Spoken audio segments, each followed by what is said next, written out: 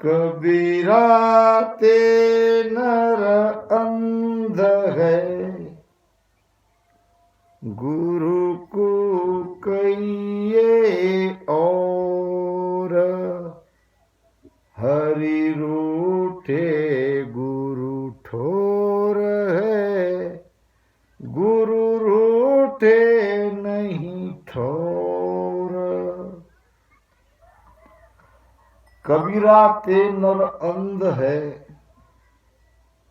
गुरु को कहिए और। कबीर साहब ने सदगुरु के महत्व के बारे में बताया है। सदगुरु क्या है?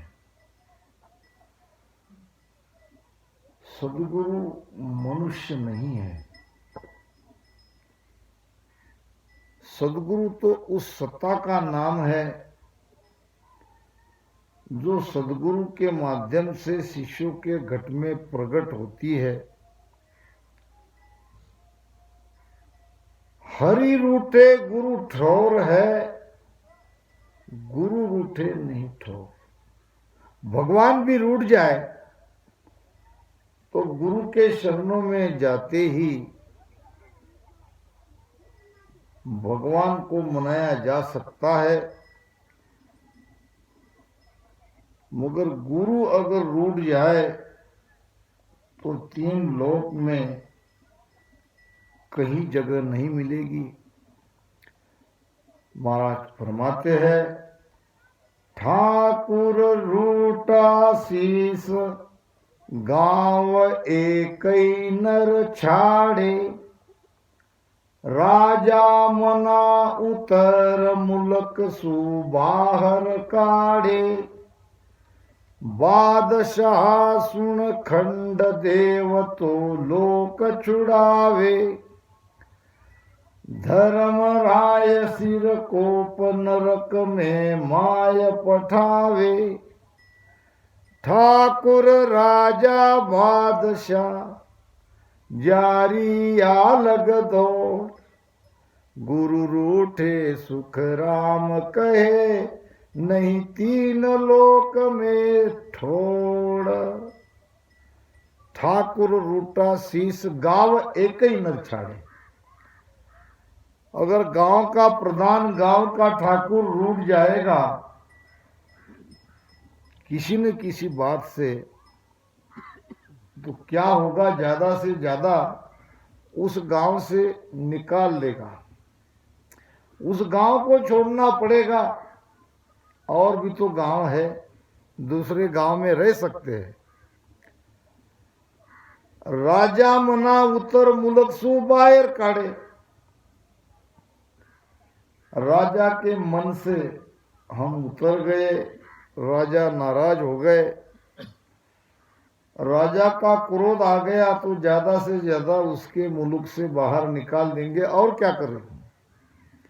दूसरे राजा के शरण में जा सकते हैं। इसी प्रकार बादशाह सुन खंड देव तो लोक छुड़ावे। बादशाह, कई राजाओं का राजा उसे कहते हैं बादशाह। बादशाह, उनके अधिपत्य में जितने राजा है, अगर बादशाह रूठ जाए तो ऐसे सभी राजाओं के राज्यों से बाहर निकाल देंगे। जगत बहुत बड़ा है, दूसरे बादशाह की शरणागति मिल सकती है। बादशाह सुन खंड देव तो लोक छुड़ावे। देवता रूठ जाए तो देवलोक छूट जाएगा, देवलोक से निकाल देंगे, स्वर्ग से निकाल देंगे। धर्म राय सिर कोप नरक के माय पटावे। धर्मराज अगर वो कुपित हो जाए, क्रोधित हो जाए तो नरक में डाल देंगे। इससे ज्यादा नहीं कर सकते। महाराज फरमाते हैं, ठाकुर राजा बादशाह जारी यहाँ लग दौड़। इनकी यहाँ तक पहुंच है, वहां तक हमको नहीं जाने देंगे। मगर इस सबके ऊपर है सदगुरु। गुरु रूठे सुखराम कहे, नहीं तीन लोक में ठोड़। गुरु रुटना नहीं चाहिए, और गुरु अगर रूठ जाए तो त्रिलोक में हमें कहीं ठहरने का स्थान नहीं मिलेगा। प्रमाण आता है, एक राजा था और उसकी एक बेटी थी, सुंदर सुशील स्वरूपवान, जिसका नाम था वैराग्यवती। बचपन से ही वो प्रभु चिंतन में ज्यादा उसका मन लगा हुआ था। राजा को लगा कि इसका आगे क्या होगा। बहुत मनाने पर भी वो अपने भगवत नाम में, प्रभु भजन में गाड़ी रहने लगी। राजा को लगा कि अब ये तो मानने वाली नहीं है, तो अलग एक महल उनको ध्यान भजन भक्ति करने के लिए राजा ने बना दिया। अब अंदर तो पीड़ा थी, केवल पीड़ा से काम नहीं चलेगा, पीड़ा तो चाहिए, तड़प तो चाहिए, आत्मा तो तड़पनी ही चाहिए परमात्मा को मिलने के लिए, मगर सदगुरु का शरणा भी चाहिए। बिन सदगुरु सुखराम कहे अमर लोक नहीं जाए। तो वो रात दिन अपने उसी महल में रह के प्रभु का चिंतन करती थी। कभी कभी रात रात पुकारते रहती थी, हे प्रभु, हे परमात्मा, दया करो, कृपा करो, मुझे तुमसे मिलना है, कोई उपाय करो, मैं कैसे आपको मिलूं। ऐसी तड़पती रहती थी। एक दिन ऐसे ही रात में 12 बजे वो प्रभु परमात्मा के लिए तड़प रही थी, पुकार रही थी, तो कोई चोर आके राजा का खजाना लूटने के लिए वहीं से जा रहा था। और चोर ने देखा ये तो अभी सोई नहीं है, अब अपना काम तो नहीं चलेगा। उसने ध्यान से देखा ये करती क्या है, तो वो आंखें पानी से डबडब भरी हुई थी, परमात्मा को पुकार रही थी और बैठी थी। चोर को लगा चलो ये राजकुमारी को ही लूट ले, ये तो बढ़िया मौका है। तो दूसरे दिन चोर साधु का भेष बना के वहां आया और कहा कि परमात्मा को मिलना है तो तुम्हें मेरे से गुरु मंत्र लेना पड़ेगा, मेरी शरण में आना पड़ेगा। राजकुमारी कहने लगी, महाराज दया करो, कृपा करो, मैं आपकी शरण में आने को तैयार हूं, मुझे परमात्मा से मिलाओ। चोर कहने लगा, यहां थोड़ी परमात्मा से मिला जा सकता है, उसके लिए तो आपको मैं जहां कहूं, जैसा कहूं वहां आना पड़ेगा, तब मैं आपको गुरु मंत्र दूंगा और फिर आप परमात्मा को मिलेगी। भोली भाली थी, चोर की बात समझ नहीं पाई, कहने लगी, गुरु महाराज आप जैसा कहोगे वैसा मैं करने को तैयार हूं। चोर ने अपनी योजना बनाई। चोर ने कहा कि जितना धन तुम ला सकती हो उतना धन उठा के जंगल में इस पेड़ के पास आ जाओ, ध्यान रहे कोई तुम्हें देख न पाए, चुपके से आना है। अब जैसा उसने कहा वैसा जितना भी धन उठा सकती थी उतना उठा के सिर पर गट्ठर बांध के चली गई। अब राजकुमारी को आते देखकर चोर बहुत खुश हुआ, प्लान सक्सेस हुआ। वो तो चोरी करना था, वो तो लूटना था, उसको क्या।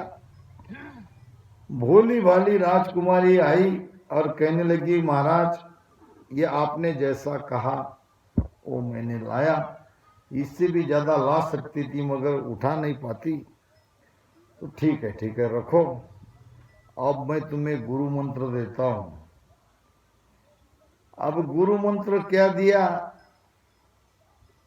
रस्सी से उस लड़की को पेड़ से बांध दिया और कहने लगा, हो सकता है मैं 3 दिन में आऊं, हो सकता है मुझे 1 हफ्ता लग जाए, आप यहीं रहना और जाना नहीं।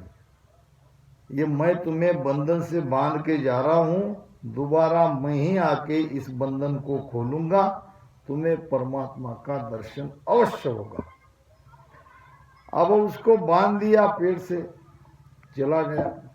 चोर था, अपना जो मतलब था उसने वो सद लिया और निकल गया।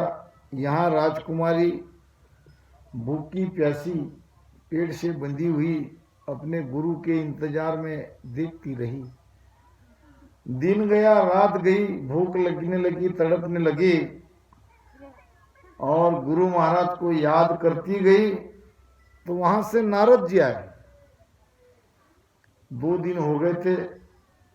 नारद जी ने उस लड़की का, राजकुमारी का बंधन खोलना चाहा तो नारद जी को कहने लगी, मेरे गुरु ने मुझे बांधा है, गुरु ही मेरे इस बंधन को खोलने वाले हैं, आप मुझे यूं ही रहने दो। बेटी कब आएंगे तुम्हारे गुरु, कब तुम्हें खोलेंगे, तुम भूखी प्यासी मर जाओगी। मर गई तो भी चिंता नहीं। अब धीरे धीरे 1-1 दिन बढ़ने लगे। ऊपर भगवान का आसन डोलने लगा। भगवान ने नारद को बुलाया, नारद उस लड़की का हाल चाल देखो। अब क्या देखूं, मैं तो गया था, लड़की बंधन से मुक्त होने के लिए तैयार नहीं है, अब क्या करूं। आप ही को कुछ न कुछ करना पड़ेगा। स्वयं भगवान आए और भगवान ने कहा, बेटी मैं भगवान विष्णु हूं, जिसको तुम पाना चाहती हो वो मैं ही हूं और तुमने मुझे पा लिया, अब मैं तुम्हारा बंधन खोलने के लिए तैयार हूं। लड़की कहने लगी, नहीं, तुम भगवान हो तो ये मेरे गुरु की कृपा है। उन्होंने अगर बंधन से बांधा नहीं होता तो न नारद जी के दर्शन होते, न आपके दर्शन होते। मेरे गुरु की बात सत्य निकल गई, उन्होंने मुझे भगवान से यानी आपसे मिला दिया। फिर भी मैं, जब तक मेरे गुरु महाराज नहीं आएंगे, बंधन से मुक्त नहीं होंगी। भगवान विष्णु ने कहा, जाओ उसको पकड़ो, कहाँ है उसको ढूंढो, लाओ पकड़ के। अब नारद जी कहने लगे, वो तो चोर है, अब वो कहाँ आने का रहा, अब कुछ भी हो क्या रहो, इसको तो मुक्त करना है। तो ढूंढ ढांड के पकड़ के उसको लाया। अरे भाई, ये बंधन के तुम बांध के चले गए, उसको मुक्त करो। तो भगवान के कहने से चोर ने उस राजकुमारी को मुक्त किया। अब राजकुमारी के सामने गुरु भी थे, भगवान विष्णु भी थे, नारद जी भी थे। बंधन से मुक्त होते ही राजकुमारी जाके उस चोर के चरण में चली गई, उनके चरण स्पर्श किए और गदगद हो गई। हे प्रभु, हे गुरुदेव, दया है आपकी, आपने बंधन में बांधा नहीं होता तो मुझे भगवान कैसे मिलते। कबीर साहब भी कहते हैं, गुरु गोविंद दोनों खड़े कहा के लागे पाए बलिहारी गुरुदेव की गोविंद दियो बताय राम जी गोविंद दियो बताय। इस प्रकार गुरु की महिमा जितनी की जाए उतनी कम है। गुरु क्या नहीं कर सकते। शास्त्रों में 4 प्रकार की गुरु की बात आई है। हमारे महापुरुष की वाणी जी में भी इसकी पुष्टि मिलती है। पहला गुरु है दीपक के समान। महाराज कहते हैं सतगुरु सत्ता ने सतगुरु सतान भरणी जाई सोमन धान बाण जी माई सतगुरु सतासीस में आवे अगम देश हंसा चल जावे चुगे चकोर चंद्र मुख जोवे शीतल अगन किसी विद होवे शशि के इमृत बसे शरीरा साचा गुरु चंद्रमण हीरा आप अमोलक और बनावे दीपक राग दीप जग जावे यूं कोई शिष करणी का हीना आप समान करे पर दीना। दीपक से समान गुरु है और जैसे बुझा हुआ दिया जलते हुए दिए को पास आता है तो वो जल जाता है। आप समान करे परमीना। फिर इस दीपक में उस दीपक में कोई अंतर नहीं और वो दीपक दूसरे हजारों बुझे हुए दिए को जला सकता है। ये दीपक के समान गुरु है। दूसरे गुरु है चंदन के जैसे।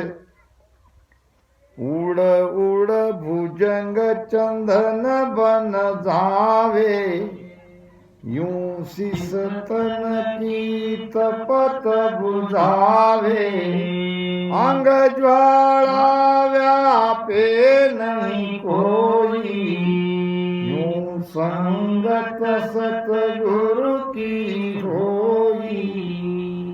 कुछ गुरु है चंदन के जैसे। चंदन करता क्या है? उड़ उड़ भुजंग चंदन बन जावे। ये भुजंग चंदन के बन में क्यों जाता है? चंदन के पेड़ से क्यों लिपटता है? तो जो भुजंग के भीतर में विष की ज्वालाएं रहती है वो चंदन के पेड़ को लिपटने से वो ज्वाला शांत हो जाती है। तो वहाँ ऐसे ही शिष्यों के घट में काम क्रोध लोभ मोह आदि ज्वालाग्नि रहती है और सदगुरु के सन्मुख जाते ही उनके पास जाते ही ये ज्वाला थम जाती है यानी शांति मिलती है। ये एक गुरु है भंवरे के जैसा। भंवरा जानते हो? भंवरा जाति के है तो वो एक छोटा सा उड़ने वाला कीट की जाति में आता है मगर उसमें नर ही नर रहते हैं, वहां जोड़ा नहीं है। भंवरे में जोड़ा नहीं है, वो सब नर ही रहते हैं। अब बाकी जब तक स्त्री पुरुष या नर नारी कहो, जब तक नहीं मिलेंगे तब तक तो संतान आगे नहीं होती। ये तो कुदरत का नियम है। मगर उस एक विशेष जाति में परमात्मा ने इतना गुण दिया है कि वो किसी दूसरे जाति के कीड़े को अपने मुख में उठा लाती है और मिट्टी का घर बना के उसमें डालती है और उसके ऊपर भुई भुई भुई करती रहती है और वो दूसरे जाति का कीड़ा वो आवाज को सुनते रहता है और आवाज को सुनते सुनते उसके अंदर में परिवर्तन होता है। महाराज कहते हैं, ओई चरत मानो मत कोई, ईट पलट भवरा की होई। ये बहुत बड़ा आश्चर्य है। महाराज कहते हैं कि ये होता है, इसमें आप आश्चर्य मत मानो। वो किस कीड़े को उठाता है ये भी देख लो। कबीर साहब ने इसका प्रमाण दिया है। पहले भूं भूं करके कीड़े के ऊपर वो मंडराता है। अगर उसने खड़ा हो गया, जो कीड़ा खड़ा होता है उसको ही उठाते हैं और उसको पकड़ के ले जाके मिट्टी के घर में डाल देते हैं। जो खड़ा नहीं होता उसको नहीं ले जाते। ये विशेष बात है। कभी एक बार तो 2 बार और 3 बार, 3 बार उसके ऊपर मंडराने पर भी वो दूसरी जाति का कीड़ा अगर खड़ा नहीं होता है तो उसको छोड़ देते हैं। ये विशेष प्रकार का ये गुण परमात्मा ने वो भंवरे में दिया है। तो कोई गुरु भंवरे के जैसे है तो कोई गुरु दीपक के जैसे है तो कोई गुरु चंदन के जैसे है तो कोई गुरु पारस के जैसे है। चौथा प्रकार है पारस का। पारस करता क्या है? पारस लोहे को सोना बनाता है। पारस लोहे को पारस नहीं बना सकता। तो इसमें पारस के जैसे और चंदन के जैसे गुरु निम्न दर्जे के हैं और दीपक और भंवरे के जैसे गुरु उच्च दर्जे के हैं। तो इस प्रकार वाणियों में ये बात आई है। महाराज कहते हैं, गुरुर ब्रह्मा गुरुर विष्णु गुरुर देवो महेश्वरा। ये वेद में बात आई है। गुरुर ब्रह्मा गुरुर विष्णु गुरुर देवो महेश्वरा गुरुर साक्षात पर ब्रह्म तस्मै श्री गुरुवे नमः। क्या गुरु ब्रह्मा जैसे है? क्या गुरु विष्णु जैसे है? क्या गुरु शिवजी जैसे है? वेद ये नहीं कह रहे। वेद कह रहे हैं गुरु ब्रह्मा से भी बड़े हैं, गुरु विष्णु से भी बड़े हैं और गुरु शिवजी से भी बड़े हैं। अब ये 3 जो महान देवता है, ये तीनों देवता से सदगुरु बड़े कैसे हैं? वो बड़े इसलिए है, ये तीनों कार्य करने के लिए 3 देवता है तो गुरु इन तीनों देवता का कार्य अकेले ही करते हैं। इसलिए गुरु ब्रह्मा से बड़े, गुरु विष्णु से बड़े, गुरु शिवजी से बड़े, गुरु साक्षात पर ब्रह्म। गुरु साक्षात पर ब्रह्म है, परमात्मा है, ईश्वर है। तस्मै श्री गुरुवे नमः। इसलिए गुरु के शरण में जाओ, गुरु की महिमा करो। अब सोचना यह है ब्रह्मा जी का कार्य गुरु कैसे करते हैं। आदि गुरु शंकराचार्य ने कहा है, आप ही ब्रह्मा, आप ही विष्णु, आप ही इंद्र, आप ही शिवा। आप ही ब्रह्मा हो, आप ही विष्णु हो, आप ही इंद्र हो, आप ही शिवजी हो। आदि गुरु शंकराचार्य का प्रमाण आता है। हम कैसे ब्रह्मा हैं? जब हम हमारी बेटे की शादी करते हैं तो हमारा परिवार आगे बढ़ता है। ऐसे कई परिवार, और जब बेटा जवान होता है तो उसकी शादी करनी पड़ती है। शादी करने के बाद बेटे को बेटा होता है, यानी ब्रह्मा जी का कार्य हम कर रहे हैं, उत्पत्ति हम कर रहे हैं। फिर आता है शिव जी का कार्य, वो भी हम ही कर रहे हैं। फिर आता है भगवान विष्णु का कार्य, यानी पोषण का। हमारे बेटे को हम छोटे से बड़ा करते हैं, उसका पोषण करते हैं, ये भी तो कार्य हम ही कर रहे हैं। फिर आता है संहार का कार्य। अब जब आयु समाप्त होती है, श्वासा खत्म हो जाती है, तो ये शरीर को त्याग देते हैं। तो तीनों कार्य तो हम ही कर रहे हैं। दूसरी तरफ से देखे तो सदगुरु के भेद से हमारे घट में नाम की जागृति होती है, ये है ब्रह्मा जी का कार्य। सदगुरु शिष्य के घट में शब्द की जागृति कराते हैं। ये शब्द आता है गुरु के माध्यम से, यह है ब्रह्मा जी का कार्य। फिर विष्णु का कार्य सदगुरु कैसे करते हैं? जतन करूं बहु भात संग कर ले मैं जाऊं। अब जब तक शिष्य अमरलोक में नहीं जाता तब तक गुरु महाराज हर तरह से हमारी निगाह रखते हैं, हमें जतन करते हैं। और जब तक हम अमरलोक में नहीं जाएंगे तब तक वो बराबर हमारा ध्यान रखते हैं। ये हुआ भगवान विष्णु का कार्य। फिर आता है संहार का कार्य। हमारे घट में जो विकार है, काम है, क्रोध है, लोभ है, मोह है, अहंकार है, ये सारे विकारों को गुरु दूर करते हैं। कैसे दूर करते हैं? जब शब्द जागृत होता है, शब्द के साथ हमारी सुरती लग जाती है, फिर जैसे धीरे धीरे वो अखंड ध्यान लगता है, तब हमारे ये सारे विकार दूर होते हैं। हमारे अंदर का काम चला जाता है, क्रोध चला जाता है, लोभ चला जाता है, मोह चला जाता है, अहंकार चला जाता है। अगर ये सारी चीजें नहीं गई है तो वो शब्द जगह ही नहीं।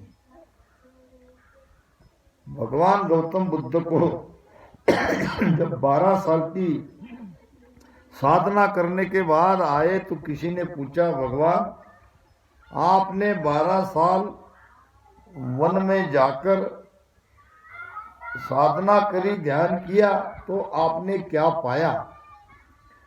भगवान बुद्ध कहने लगे, पाया तो कुछ नहीं, उल्टा मैंने खोया। पाया कुछ नहीं, उल्टा बहुत कुछ मैंने खोया। तो लोग आश्चर्य में पड़ जाते थे जब भगवान ऐसे कहते। महाराज बताओ आपने क्या खोया? आप तो कुछ पाने के लिए गए थे। भगवान गौतम बुद्ध राजा थे, सुंदर पत्नी, सुंदर बेटा, सबको त्याग कर वो जंगल में चले गए थे। और 12 साल से जब वापस लौटे तो कहने लगे कि मैंने पाया कुछ नहीं, खोया ही खोया है। फिर कहा, मैंने काम को खोया, मैंने क्रोध को खोया, मैंने लोभ को खोया, मैंने अहंकार को खोया। ये सारी चीजें खोनी ही पड़ती है। इसको लेके हम अमरलोक में नहीं जा सकते। तो ये सब उपकार सदगुरु के है, और गुरु ही ये तीनों कार्य कर सकते हैं। इसलिए हमारे सदगुरु ब्रह्मा जी से भी बड़े हैं, विष्णु से भी बड़े हैं, और शिव जी से भी बड़े हैं। गुरु साक्षात परब्रह्म है, साक्षात परमात्मा है। इसलिए गुरु के शरण में रहो, गुरु के वचनों को पालन करो। गुरु आज्ञा में रीजे हो, तन मन धन सब दीजे हो। वासु कछुन दुरावे हो, जाकर सायब पावे हो। जुग जुग कर्म कमावे हो, गुरु शरणे सब जावे हो। गुरु पूजा सुख पावे हो, ओ प्राण आद अगर जावे हो। और सतगुरु ऐसा कुआवे हो, सुखदेव भेद बतावे हो।